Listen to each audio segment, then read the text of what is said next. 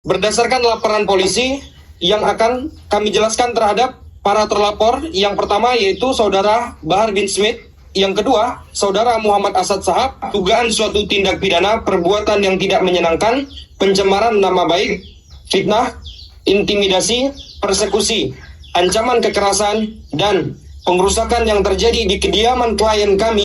Assalamualaikum warahmatullahi wabarakatuh. Waalaikumsalam warahmatullahi wabarakatuh. Selamat malam dan salam sejahtera. Pada hari ini, Kamis, tanggal 29 Agustus 2024, pada jam 22:03 waktu Indonesia bagian Barat, kami dari kantor hukum JNH and Partners hadir di hadapan saudara-saudara semua, rekan media dan pers, dalam rangka mewakili klien kami, Saudara Syahbudin SHIMH bin Muhammad Yusuf Amir Arifin alias Adin Arifin selaku korban dari dugaan suatu tindak pidana perbuatan yang tidak menyenangkan, pencemaran nama baik, fitnah, intimidasi, persekusi, ancaman kekerasan, dan pengerusakan yang terjadi di kediaman klien kami, Grand Wisata, Cluster Rivertown, BC 1507, BC 11 nomor 30, RT 002, RW 009, Desa Lambang Jaya, Kecamatan Tambun Selatan, Kabupaten Bekasi, Jawa Barat, pada hari Ahad, tanggal 17 Maret 2024. Berdasarkan laporan polisi yang akan kami jelaskan terhadap para terlapor, yang pertama yaitu Saudara Bahar bin Smith, yang kedua Saudara Muhammad Asad Shahab, yang ketiga Saudara Fazrullah selaku Ketua RT 002, RW 009, Cluster Rivertown, Grand Wisata, Lambang Jaya, Kabupaten Tambun Selatan, Kabupaten Bekasi. Bahwasanya kami, Saudara Dr. Chan Hilman Himawan SHMH MKN, yang kedua Saudara Muhammad Huron Muhajjalin SHSE, dan saya sendiri Hari Pribadi Garves SHIMH, dan dari kantor hukum JNH Partners selaku kuasa hukum dari korban yaitu Saudara Adin Arifin akan menginformasikan pertama bahwa kasus ini sedang berjalan dan ditangani oleh Polda Metro Jaya dengan laporan polisi nomor LP garing B garing 1838 garing 4 Romawi garing 2024 garing SPKT garing Polda Metro Jaya tanggal 1 April 2024 atas dugaan tindak pidana perbuatan yang tidak menyenangkan, Undang-Undang Nomor 1 Tahun 1946 tentang KUHP sebagaimana yang dimaksud dalam Pasal 335 KUHP tentang perbuatan yang tidak menyenangkan, dan atau Pasal 170 KUHP tentang pengeroyokan, persekusi, dan pengerusakan, dan atau Pasal 167 KUHP tentang memasuki rumah, ruangan, pekarangan orang lain tanpa izin. Perkara ini telah ditangani oleh Unit 4 Subdit Jatanras Ditreskrimum Polda Metro Jaya, di mana sampai saat ini penanganannya berjalan dengan lancar dan baik, dan telah melewati beberapa tahapan-tahapan, yaitu pertama olah TKP telah dilakukan oleh tim Inafis Polda Metro Jaya di rumah klien kami sebagai korban di Grand Wisata Cluster Rivertown BC 15 nomor 07, BC 11 nomor 30, RT 2, RW 9, Desa Lambang Jaya, Kecamatan Tambun Selatan, Kabupaten Bekasi, Jawa Barat. Kemudian pemanggilan saksi-saksi dari pihak pelapor, dalam hal ini JNH and Partner selaku kuasa hukum Saudara Adin Arifin dan saksi-saksi lainnya untuk dimintai keterangan atau klarifikasi di Unit 4 Subdit Jatanras Ditreskrimum Polda Metro Jaya.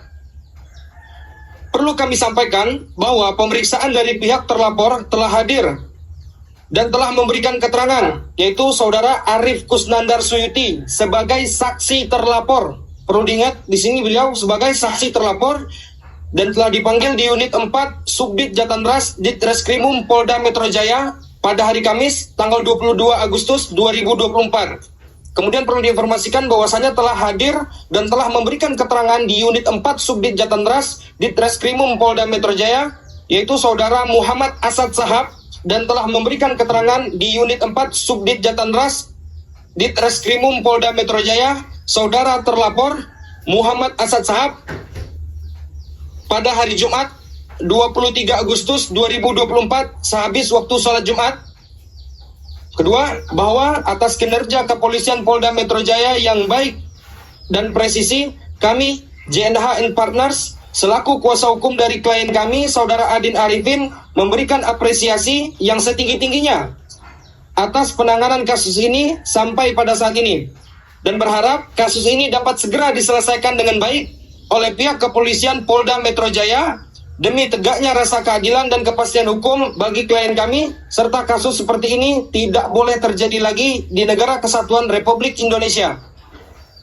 3. Dalam konferensi pers ini, kami sampaikan juga bahwa kami telah melaporkan Saudara Fazrullah.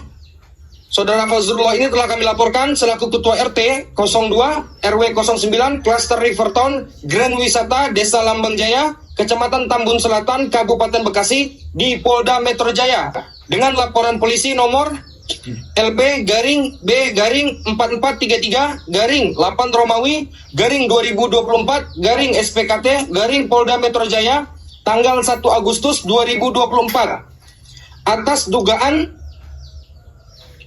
dugaan keterlibatannya dalam tindak pidana pencemaran nama baik Undang-Undang Nomor 1 Tahun 1946 tentang KUHP sebagaimana yang dimaksud dalam pasal 310 KUHP tentang pencemaran nama baik dan atau pasal 311 KUHP tentang fitnah. 4. Bahwa kami juga menyampaikan ucapan terima kasih yang sebesar-besarnya kepada Bapak Kapolri, kemudian kepada Bapak Kabareskrim Polri, dan kepada Bapak Kapolda Metro Jaya atas kinerja Kepolisian Republik Indonesia, khususnya Polda Metro Jaya.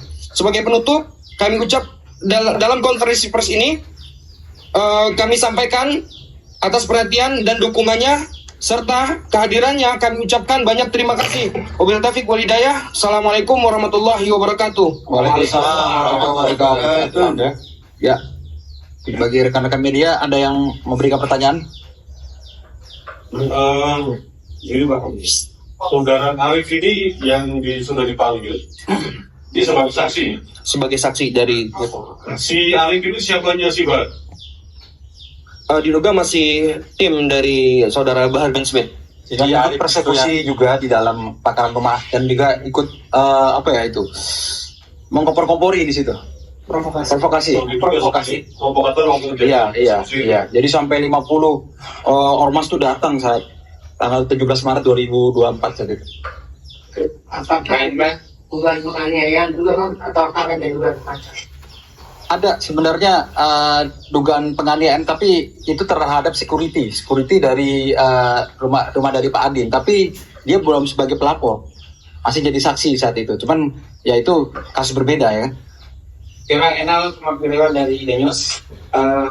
Ini kan kasusnya berawal dari tanggal 17 Maret ya. Ketika ada dugaan kemudian berlanjut pada tanggal 30 ada somasi dari Tim Kuasa Hukum. Kemudian tanggal 1 April ada pelaporan terhadap yang bersangkutan. Nah, yang kami ingat pada saat preskon itu adalah ada dua nama yang dilaporkan saat itu Bahar bin Smith dan satu lagi Asad yang membuat konten YouTube yang ada 10 yang bernama Said Bahar bin Sumaib. Nah, yang kami tanyakan adalah ini kan sudah berjalan sekitar 5 bulan kemudian baru muncul preskon yang kedua saat ini. Apakah ada intimidasi atau hal lain yang kemudian menyebabkan kasus ini agak sedikit berjalan lebih lambat nanti ya dibandingkan dengan kasus-kasus yang lain. Yang kedua, harusnya kan Said ini menyebarkan berita-berita bohong kemudian fitnah dan lain. Saya tidak mendengar bahwa ada konstruksi hukum yang memasukkan Undang-Undang Nomor 11, Undang-Undang Nomor 19 tahun 2016 atas perubahan Undang-Undang 11 dan 28 tentang ITE. Karena jelas bahwa di pasal 28 itu yang berkaitan dengan pemberitaan bohong, fitnah dan lain-lain masuk pasal 28. Nah, kenapa itu tidak dimasukkan dalam konstruksi hukumnya? Terima kasih. Ya, terkait tadi mengapa kasus ini baru berjalan saat ini? Karena kami menunggu momentum juga ya. Karena Bahar bin Smith ini termasuk orang yang di tokoh agama ya. Terus kami juga dalam prosesnya dalam pengumpulan bukti-bukti dan saksi ini perlu proses pemanggilan. Jadi kenapa di sini terlapor ini baru-baru terakhir dipanggil karena kami mengumpulkan pemanggilan terhadap saksi-saksi yang ada di kejadian saat itu di 17 Maret 2024 itu perlu proses gitu kan. Dan ini adalah momen yang tepat. Jadi ketika saat ini ya lagi viralnya juga kasusnya tentang Habib gitu kan. Nah ini Bahar ini perlu jadi sorotan di sini gitu. Terus ada ini tambahan. Iya, jadi yang sudah kita laporkan saat ini adalah persekusi yang dilakukan oleh Bahar bin Smith. Dan kami juga menduga ini saudara Muhammad Asad saat ini adalah sebagai leadernya. Karena saudara Bahar bin Smith ini nggak ada hubungan hukum sama sekali, nggak ada hubungan bisnis, tidak kenal dengan klien kami, dan justru tiba-tiba melakukan persekusi, melakukan masuk perkarangan klien kami tanpa izin, dan juga membawa ormas-ormasnya melakukan intimidasi.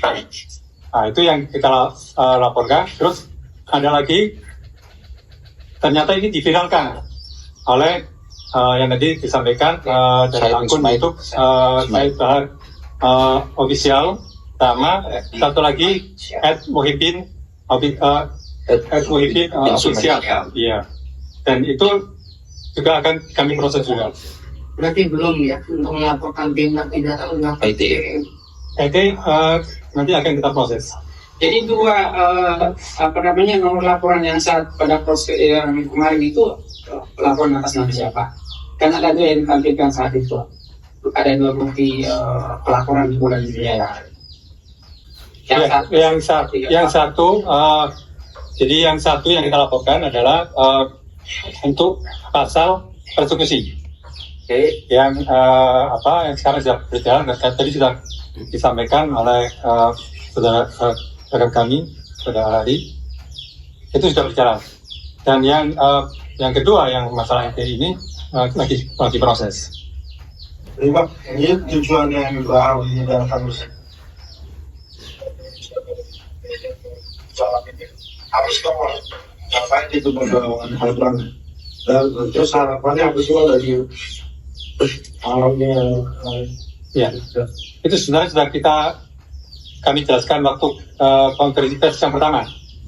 Jadi sesuai isi dari apa yang disampaikan dan sudah kami jelaskan di somasi kami juga. Jadi itu setelah Smith menuduh bahwa klien kami itu melakukan penipuan tapi tanpa saudara Smith bisa menunjukkan suatu bukti. Yang fatalnya itu justru Bahar bin Smith, saudara Bahar bin Smith ini tidak kenal dengan klien kami, tidak ada hubungan bisnis, tiba-tiba datang dan melakukan persekusi. Terus harapannya Pak? Bagaimana? Harapannya Pak? Apa sih? Ya harapannya ini kan yang jelas klien kami kan ada hubungan bisnis dengan kolega-kolega beliau dan ini pasti akan berpengaruh terhadap pencemaran nama baik beliau. Ya kan? Dan ini juga akan mempengaruhi hubungan bisnis, kesempatan bisnis segala macam pasti akan berpengaruh dan itu sangat besar. Ya, sejauh ini ada dampaknya dari viral.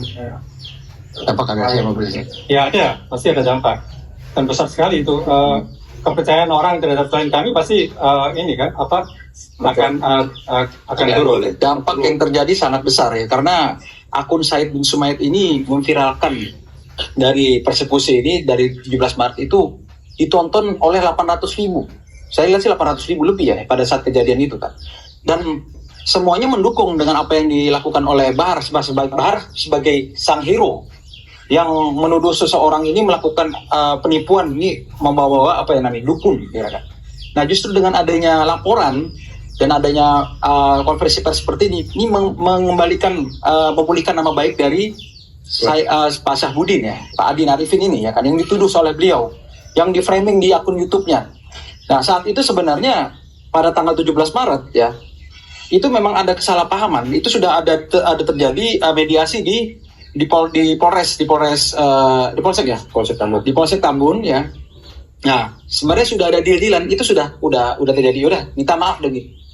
Tapi kenapa yang terjadi, kenapa ada kesengajaan unsur dari antara Bahar, antara si Asad, antara medianya juga memviralkan dan terus menerus memframing, ya kan?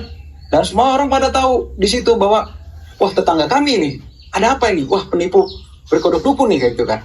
Nah situ sudah kami konversi, dengan ada konversi ini kita meluruskan, memulihkan nama baik. Dan makanya karena kita tidak terbukti apa yang dituduhkan dan Bahar itu tidak bisa membuktikan apa yang dituduhkan kepada klien kami, maka kami melaporkan balik ini. Nah itulah yang jadi harapan kami, pemulihan nama baik ini sangat penting. Nah makanya kami undang para media di sini untuk membantu kami juga meluruskan, memulihkan nama baik dari klien kami. Terima kasih. Jadi penegasannya bahwa Said Bahar bin Ismail ini belum dilaporkan. Sudah dilaporkan, tapi masih dalam proses. Yang sudah diperiksa dari beberapa terlapor ini yang sudah diperiksa oleh penyidik Polda Metro Jaya siap saja. Mungkin saya bincangnya pada Iya. Jadi yang pertama itu saudara Arif. Yang akun YouTube-nya. Ada akun YouTube-nya. Benar? Akun YouTube. Kalau akun YouTube masih proses. Pak, dari 15 tentang ini setelah laporan pertama ini, maksudnya klien abang sendiri masih ada intimidasi atau yang lain dari WA atau apa gitu? Oh pasti. Jadi dari pihaknya Asad ini yang membuat deder atau yang menyuruh Bahar itu sudah berkomunikasi dan menyambung komunikasi dan bilang Pak tolong jangan dilanjutkan lah. Tapi dia sudah terlanjur memframing nama klien kami menjadi jelek. Itu kenapa tidak di take down? Padahal pada somasi pertama kami minta agar akun-akun tersebut yang memberitakan terhadap klien kami dugaan tersebut akan di take down, tapi ini tidak dilakukan. Jadi ada unsur kesengajaan dan ada unsur ini jangan dilanjutkan. Jadi ada aneh, ini ada kontradiksi di sini.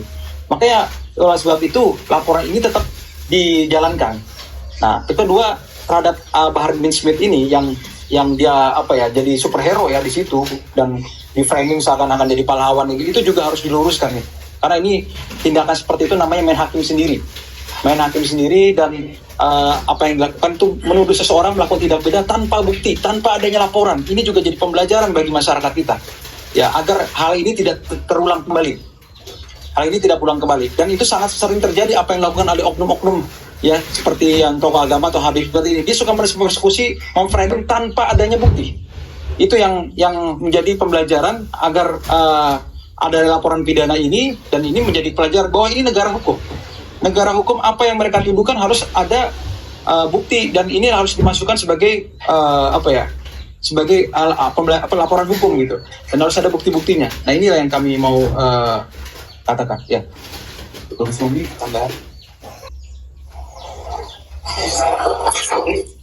Izin.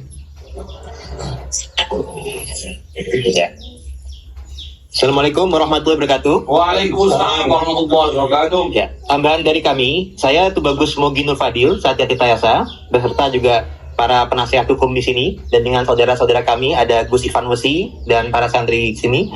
Intinya kami menambahkan dan menginformasikan bahwasanya kasus Gus Adin ini, Pak Adin Arifin, itu utamanya dengan Pak Asad Shahab sebenarnya. Nah, atau oknum Habib Ba'alawi, yakni Asad Shahab ini yang bermarga Shahab. Tidak ada hubungannya dengan awalnya ya, tidak ada hubungannya dengan Bahar bin Smith.